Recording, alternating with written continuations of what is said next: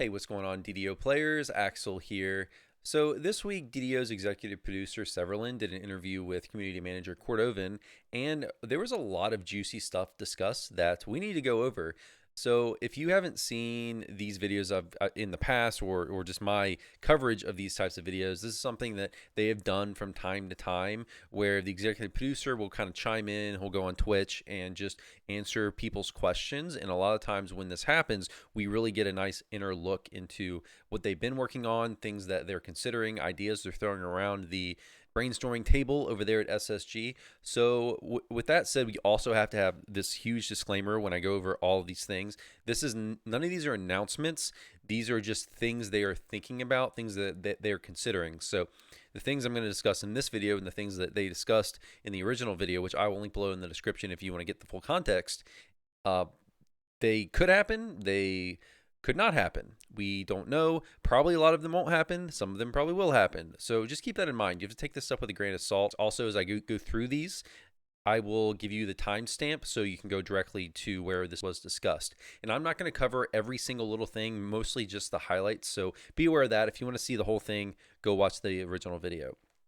All right, so let's just go through one by one. I made a list here. So first thing, at the 5-minute, 30-second timestamp, time mark, it was said that we will see more archetypes in the future. No specifics were given. This is not a surprise. I did a whole video, if you haven't seen it, on archetypes. Oh, I think I did it a month or two ago, whenever it was first announced on Lamania. And archetypes, if you're not aware, they just introduced a few of them. So like Dark Apostate Cleric is one, Sacred Fist Paladin's another one. There's another one that's that's a bard, but they're essentially class variants is a way you can think about it. So we're going to see more of those in the future. It sounds like they are working on more. It's not a surprise. We knew that. They kind of told us that already when they first introduced archetypes. So not a surprise. Expect more there. So at the 7-minute, 39-second mark, one thing that's interesting, we have not yet seen it. An idea they're throwing around. Severlin mentioned they've been talking about dual stat augments. So this would be, for example, an augment that would have, say, like the value of strength and intelligence. You would have both, not just one. And they also mentioned that it could be even like the highest value for that minimum level. So we might see some that are int wisdom, strength int. Severlin did mention that they probably wouldn't have ones with con on there. And there definitely would be some consideration made so that for balance reasons, so you wouldn't have any overpowered combinations that certain builds could really exploit. But it's a way that if they did dual stat augments, the way they described it is this a way they could support hybrid builds or builds that really utilize more than one stat, could really help those specific builds out more. So that's cool. Support for hybrids. I play hybrids, so that's awesome. All right, so the 10-minute, 8-second mark, they were asked about a potential spell point pass. So here, Severlin mentioned that running out of spell points really isn't a big problem for a lot of builds in DDO. He did mention that for some builds it is, like Cleric, like Wisdom. It can be for first life characters, especially it can be. New players, it can be. But for a lot of players, it's really not. He also mentioned that something that I'd agree with, which is the lost soul gems. So that's the extra SP you can get in Reaper from the the little gems that drop in Reaper mode. They're probably a little too generous, which I would agree with. And even mentioned that for him playing, because Severlin plays the game too, which he talked about quite a bit in this interview. He mentioned that when he's playing casters, R1 can seem even easier than say like Elite because of the lost soul gems that drop and he doesn't run out of spell points. I think a lot of players have this opinion as well, that R1 is just can be easier for Elite, especially this is not something they talked about, but it definitely can feel easier than Elite once you start really racking up the Reaper points, because the Reaper trees are quite powerful. They didn't go into that. Severlin just kept it at more spell points means I don't run out, so R1 can feel easier. But yeah, it's something to point out. Let's see. But back to a spell point pass, they didn't really hear directly say yes or no. He did put out the disclaimer here that he acknowledges that reintroducing spell point management would be really unpopular. So it sounds like that's not something they would do. Like even though currently in DDO, probably you don't really have to run out. You really don't run out of spell points too much. Not always, not in every situation, but generally, DDO is really generous with, say, like the rest shrines. I did a whole video actually a few months ago. I don't mean to keep plugging my videos, but a while ago I did a video about it was called "Our Melee's Weaker Than Spellcasters," where I talked about all this stuff. So if you want to hear me talk about more about this, you can go to that video. But they don't want to reintroduce a system to where you have to actually worry about spell points to a huge degree again. Just players wouldn't like that, so they're probably not going to do that. Okay, let's see. Okay, at the 12-minute 40-second mark, this is something I was wondering. So if you watch my imbue video, plugging my own videos again, if you watch my imbue video, which was one of my last few videos where I talked about the imbue changes that are coming in update 57, they answered the question, which is a question I asked in that video, which I think a lot of people were wondering, which is, why do the imbue revamp over other things? So a lot of people would point to, why don't you revamp monk or revamp the archmage tree, something like that? Why you do an imbue? Several mentioned a really good reason, and that reason is lag, server load, and that's a big reason. So with a lot of these imbue, when you have damage stacking onto certain attacks, it can cause a lot. He started talking about how it can cause a lot of lag on the server. I think we've all had this. We've all had this experience where, say, you're beating on a raid boss and the raid boss dies, but you still see all the numbers scrolling for, I don't know, 5 seconds, 10 seconds. And that's because the game can't quite keep up. So this imbue revamp might help the game, help the load on the game. So that's one of the other goals. He also mentioned that there was another one other reason, but the devs aren't ready to talk about that just yet because they don't want to set certain expectations. So there is apparently something else involved there that we don't know about yet. Okay, at the 15 minute 27-second mark, they talked about guild ships, so more stuff for guild ships they would like to do. So mentioned specifically things like a test kobold, so like some more amenities. He didn't talk about like power creepy amenities, but things like having a test kobold would be cool, things like that. So they said not much of a commitment here, just something that they acknowledge would be cool, and they want to do that. It's just a matter of finding the time. Okay, at the 20-minute 37-second mark, this is quite a juicy topic. So they were asked about auto follow programs, and I'm not sure if Severlin and Cordovin really understood where the player asking the question was coming from here, but Severlin said, we don't support any kind of autoplay functionality like auto follow. You probably shouldn't do that. So that was his exact words. And when he said support, I assume he means the game doesn't have that functionality built in, rather than him saying that our stance as a company is not to support that kind of stuff, which they don't. There is, again, no auto follow functionality. But what this person asking the question is getting at is, there is a player made, this is not an SSG thing, this is a player made plugin, which is called application, which is called Dungeon Helper, which has a plugin included as part of it, which has auto follow functionality. So you can install that plugin into the game, and apparently, I've never used it, but apparently you can have your character follow a different character, so it will auto follow. You will literally follow another character. So the question here, of course, comes to, does this break the terms of service? Is this cheating? And Severlin did say that you probably shouldn't do that. I agree, but it's a situation where it's a very much a gray area. You can look at it, you can have a variety of different opinions on this. If you look at it and say, hey, if you use the autofollow to, say, follow your friend around the public area, who cares? However, you get into another weird area where, if, say, you're multi-boxing, so if you don't know what multi-boxing is, that means running a variety of clients on one computer. So say you're sitting at your computer and you have 6 instances of DDO running, and it's you and 5 other characters on different accounts, and you have one party, and you have one character you're playing, and your other 5 multi-box characters are following that character, and you're essentially leveling 6 characters at the same time by only playing one. Is that breaking the terms of service? I think it is. That's just my opinion. I wouldn't do that. I do see that as botting and cheating, but they have not had a firm stance on this. Does this mean they will ban you if you do that? Probably not, but I definitely wouldn't say the chance is 0, so I wouldn't play with fire there. If you want to, it's there. Dungeon Helper is there. It's available. And I actually in the past have reached out to SSG and asked them about this program specifically, about not about autofollow specifically, but I asked them about the program, and if they they were okay with it. And their response to me was, we have no comment. But they did respond and say, we have no comment. So they essentially are not really being clear here if autofollow is okay. Just be aware that they have not said it's okay, and they have also not said it's not okay. So that means that the chance of you getting banned for using something like autofollow is not zero. Do I think they would ban you for that?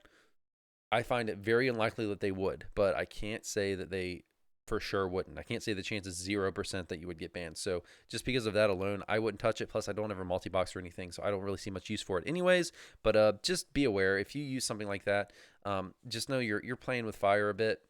I don't think you would get banned, but it's not impossible. All right, let's see. They didn't really talk much else about Olive Auto. That was pretty much it. Just Severland's quote that I told you there, which is him just saying essentially that we don't support that, and you probably shouldn't do it. But it doesn't get any more specific than that. All right, the 22-minute, 55-second mark. Let's see. They talked about wands a bit, and Severland talked about they had the idea of adding a wand slot to inventory. So an idea that Severland apparently has tossed around and that they discussed here was that an idea of that you could hold a wand along with your other weapon, so essentially making another slot in your character's inventory, like a wand slot, so you can equip it and hold a wand at the same time as holding your weapons or staff or whatever it is you're using. But it sounds like that's something they could do, but Severland talked here about that there are technical issues that they would have to work through. He mentioned that there's a set number of slots in your character's inventory just on a technical level in that, and all those slots are currently taken up. So it sounds like, from the way I'm interpreting this, is that it's something they could do if they wanted to add an extra slot in inventory, a one slot, but it would require a lot of work. So is that something they'll do? I don't know. But like, hey, I guess it's possible.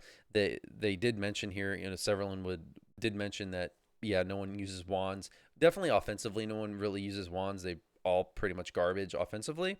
Maybe there's some exceptions I'm not thinking of, but for the most part, they pretty much garbage offensively. I personally use wands for buffing, like a blur wand. I still use that even when I'm leveling through epics. If I don't, just to save me the hassle of having to equip a concealment item on my character. So that's something that I find useful, but as far as offensive, no, not really. So is this something they'll touch? Maybe. I personally don't really care. Okay, 25 minute, the 25-minute 11-second mark. They were asked about spell component bags, and they get asked this question a lot. It seems like when they do these types of things, this question comes up along with, can there be cosmetic closets for cosmetic items? Can we have cosmetic storage? And their answer is pretty much the same every single time, in that DDO can't do this from a technical perspective currently. It sounds like something they can do, but it would take a lot of work. So it's just a matter of, can they fit in the time? So it's probably something that, while it's something they want to do, when will they get to it? I don't know. Will they ever get to it? I don't know. Okay, but it's not just as easy for the people who ask a lot. It's not just as easy, apparently, for them to just create a bag and put stuff in there. There's a huge technical hurdle here.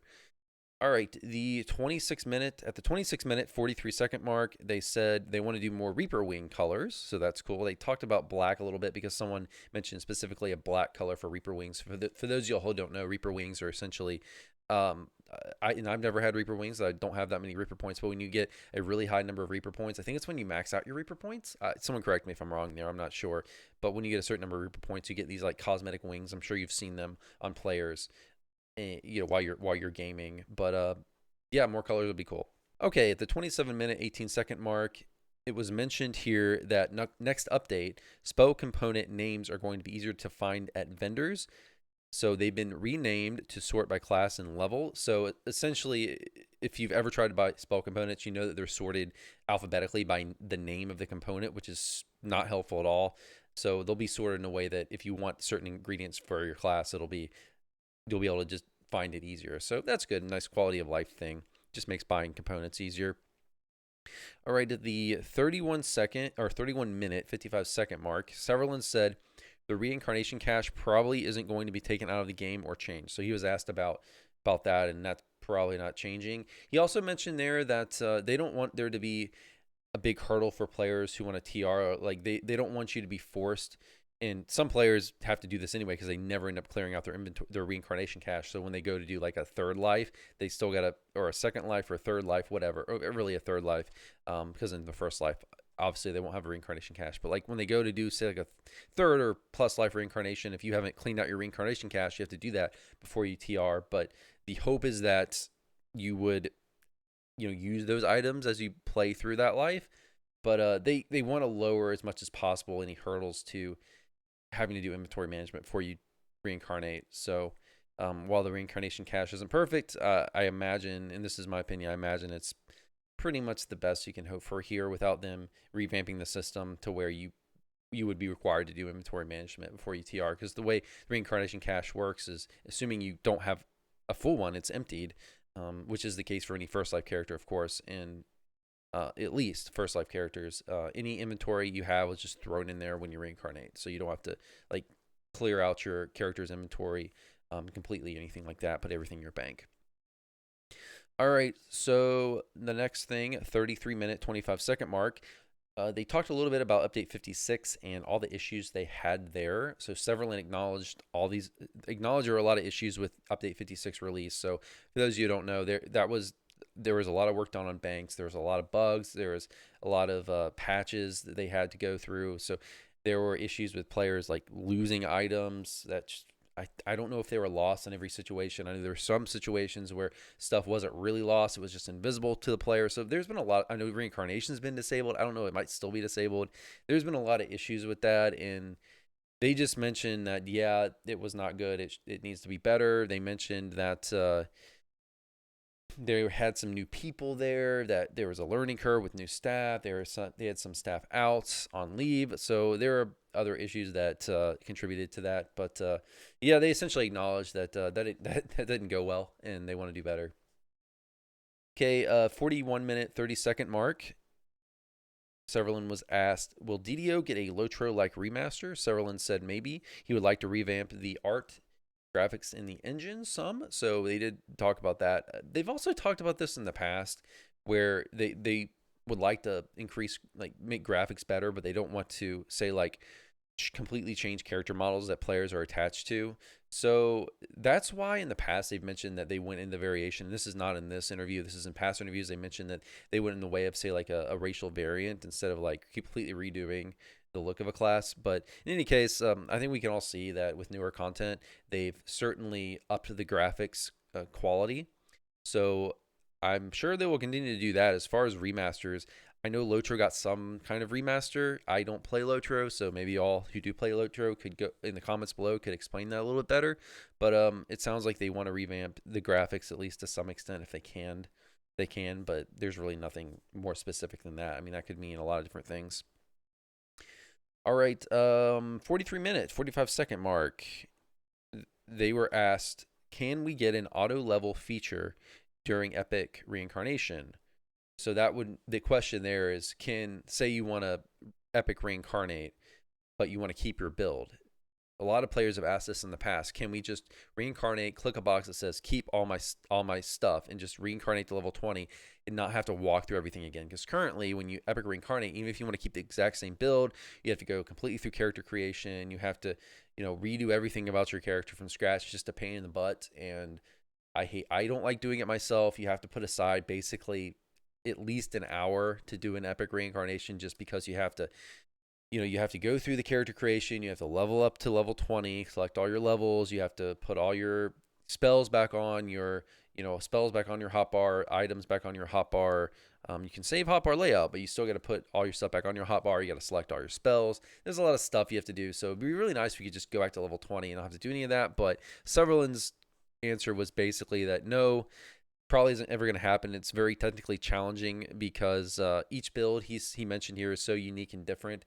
And the way the system works is when you go back to level 20, your character doesn't exist yet in the coding of the game. So it's just a thing where what I'm getting here, and this is just my opinion, it seems like it's something they could do, but it would be it would take a lot of hours from the developers. It would be a really, really big task for them to do. Like, it would take a lot of time. So will it ever happen? Probably not. I would love for it to happen. Probably not going to happen. All right. This was very juicy. This was very interesting. So, at the 46-minute, 5-second mark, Cordovan and Severlin were asked, is it possible to get a second chest in the Skeletons in the Closet raid? So, for those of y'all who haven't run that raid or don't know, there's been threads going on in the forums. Players have talked about this a lot. There seems to be something in that raid that indicates there's a second chest. There is like the way the chest is laid out in the raid. It seems like you would be able to have access to a second chest. A lot of players have been wondering for quite some time now, is there something we haven't figured out? And essentially here they confirm that yes, there is something that the players haven't figured out. Cordovan even talked about this. Cordovan mentioned that in the next update, they might give a very small hint to players.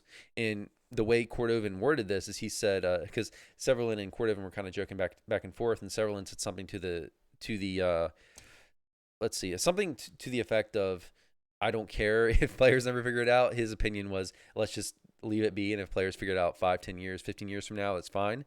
But Cordovan responded and said, no, I essentially said, no, I would like to give players another hint because I want to get a second chest, which seems, from the way he's wording it, seems to confirm there that yes, there is a second chest. Like, they didn't outright say, yes, there is a second chest. They said something more along the lines of, there's something players haven't figured out. But I think from Cordovan's wording there, we can pretty much assume, well, we know there's something we haven't figured out because they confirmed that, but I'm pretty sure we can assume there that yes, there is a second chest and there's something we haven't figured out as players. So yeah, so I led that raid and run that raid a lot, and I thought we had figured stuff out. There are two optionals in that raid. One revolves around the tablets. One at the end, the very end room there. Once you're dead, you can actually do a kind of a jumping section, and get two optionals. One at the tablets, one at the end, and they just reward XP. But apparently, there's something else involved there that will allow players to get a second chest, and we haven't figured out what it is. So